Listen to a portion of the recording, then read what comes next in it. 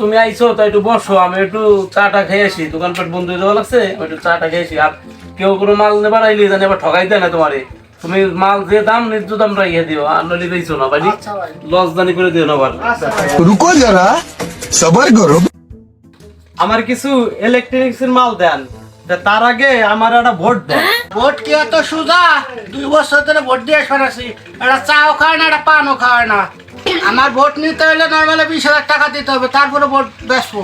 এত সহজ না। ভাই কে আইছে, কে আইছে, কে আইছে আমার কাছে কোন, কে আইছে, কে আইছে?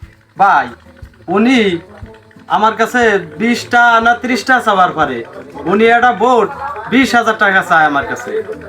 তো একটা ভোট জুলুম গেলি 50টাই নবি। এই তুই কি এমন ভোটের দাম চাইছিস 20,000 টাকা? আমার দোকানে তো 20,000 টাকার দামের কোনো ভোট নাই।